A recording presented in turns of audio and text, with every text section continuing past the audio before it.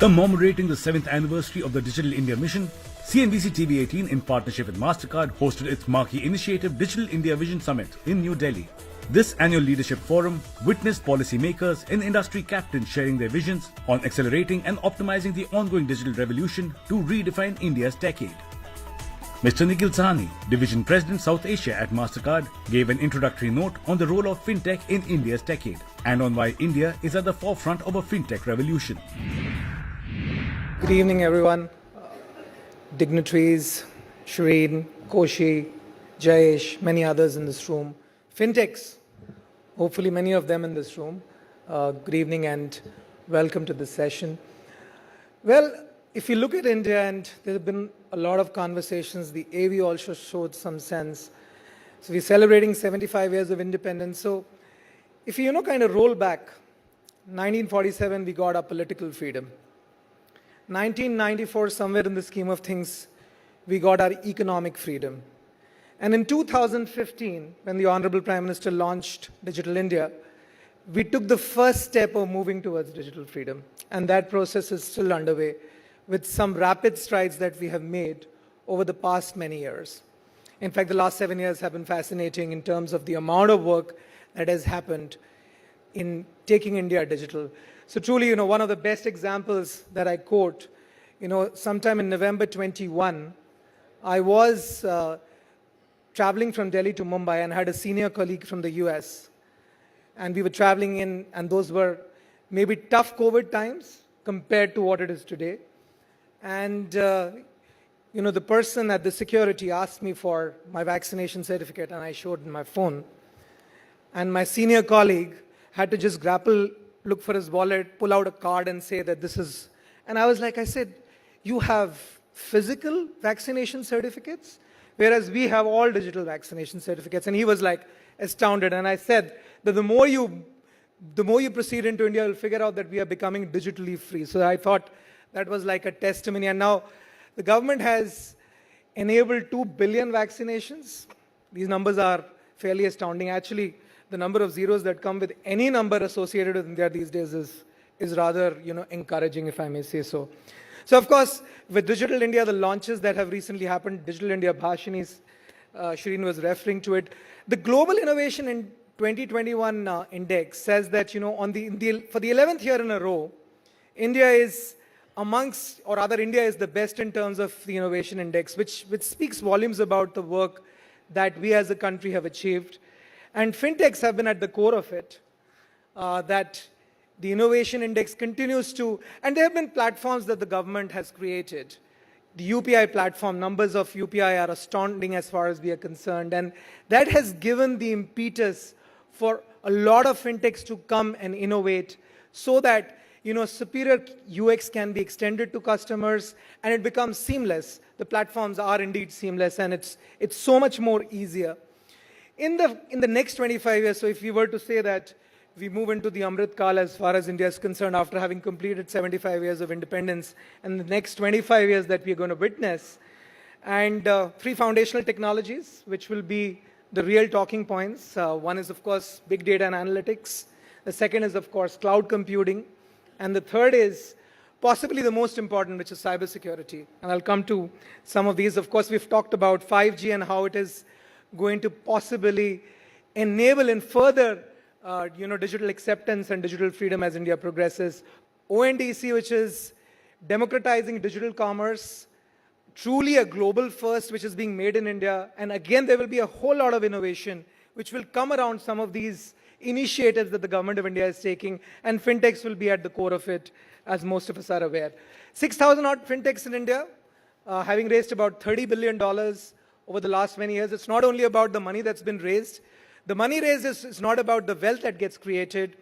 It's about the innovation that comes with the wealth, the amount of jobs that are being created, the entrepreneurial spirit of the country, which is today being noticed by all and sundry across the globe. And the BFSI sector today has made rapid strides. Of course, it started with the Pradhan Mantri Jan Dhan Yojana in terms of getting inclusion. So we're moving from inclusion to inclusive growth. With 2014, we started with the Jan Dhan Yojana. Today, we potentially expect another 100 million people to come into the banking net over the next 4 odd years. So, towards the end, I'd like to quote our late President, Shri APJ Abdul Kalam, who once said that a dream is not what you see while sleeping. It is something that keeps you awake all throughout. So the last 7 years have been nothing short of a dream to achieve India's digital freedom. And we are very hopeful that some of the ideas which will come over, some of the discussions that are scheduled over the next couple of hours will possibly give us a path to move towards a truly independent digital India, if I may say so. Thank you so much. Chief guest Amitabh Kant, Sherpa G20 and the former CEO of Niti Aayog delivered his keynote address titled Charting the Roadmap to a $1 trillion Digital Economy.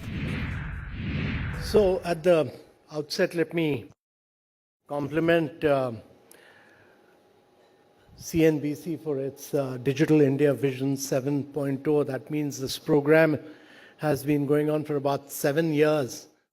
Remarkable success story, and it's really been a great, I think to my mind, a great collaborative partnership with the digital initiative that Government of India has launched and the huge digital revolution that has taken place in India. So I've moved on from being CEO Niti Aayog, and I've been a long-term believer. I'm now the G20 Sherpa, which is going to be held next year, but I've been a long-term believer in digitization. I've been a long-term believer in data. I've been a long-term believer in using data for improving governance. And I've been a long-term believer in real-time ranking based on data. And one of the key programs of this government was the aspirational district program across 115 districts, where on 49 indicators we were ranking districts on real-time data, on performance of these most backward districts. They were not called backward by the Prime Minister, they were called the aspirational districts. But on 49 indicators across health, education, nutrition, we ranked them on the basis of data. We created competition, and that led to really good governance on ground. And this good governance based on data really transformed governance, because ranking of districts was available on each indicator minute by minute, hours by hours, and every district knew whether they were going up or coming down. And that competition really led to the transformation of these districts in a very big way. So I am a great believer that actually if India is to grow at rapid rates of 9 to 10% per annum, year after year, there are only two ways. And that is one, using technology to leapfrog many of the things that we push through.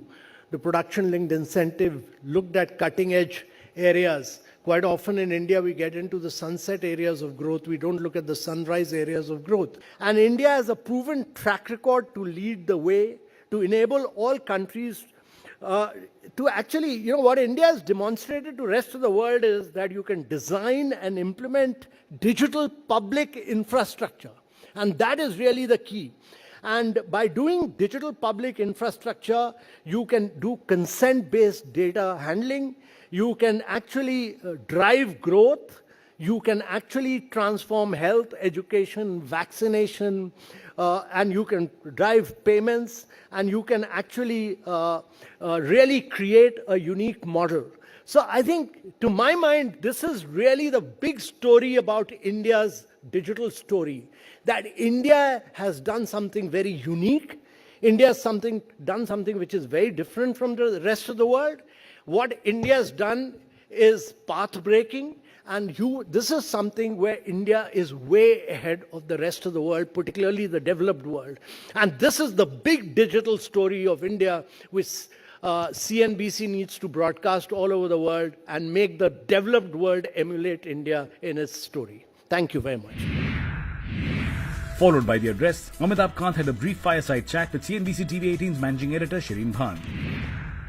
I just want to take off from what you said. You said that India needs to present an alternative narrative, and we need to present an alternative to what China has done. If China's idea of expanding its influence and its presence was through physical infrastructure, India should use the digital infrastructure and the digital highway as its narrative. But in order for us to be able to do that, there will be questions asked, for instance, on the regulatory environment, on the fact that we don't have a data protection and a data privacy bill or a law at this point in time, on the fact that we have mandated data localization, whereas in most developed markets, data is free-flowing. Won't this be some of the challenges that you will have to contend with, even as you sell the digital public infrastructure story? Yeah, Shireen, that's an important point, and the government has already, the draft bill which was ready, the government realizes this. The government has this foresight and vision to understand that you are in a world which is transforming based on data.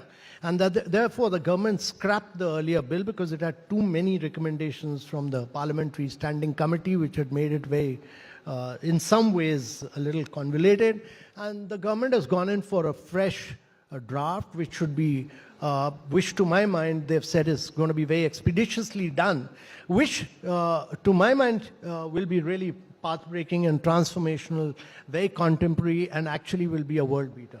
Okay, so when we take over the G20 presidency, which happens next year, and I'm sure you've already started work on putting the nuts and bolts together, how are we going to tell this story to the world? What is the narrative going to be, and what are you hopeful of in terms of objectives, in terms of milestones to be achieved at the end of that? The way we'll do it is to get CNBC to do digital 7.5 and broadcast the story all over the world. There'll be nobody better than Shireen to do this. That we're already doing it. Thank you very much but for the vote of confidence. important thing is to create some high-level principles around it, get in discussions with the developed world, because there are two different philosophies. One is on digital public infrastructure, which India has created, which we think is really way ahead of what the European world has done. It's way ahead of what America has done, where the big tech rules. But American government is driven by big tech. And therefore, it's very important to tell them how transformational is the story of India and how it can really transform the rest of the world. And many European countries realize that this is the way forward. If you talk to European countries, many of them realize that this is the way forward, and therefore a lot of convincing, a lot of interaction, a lot of discussions will have to be held with them to take this forward.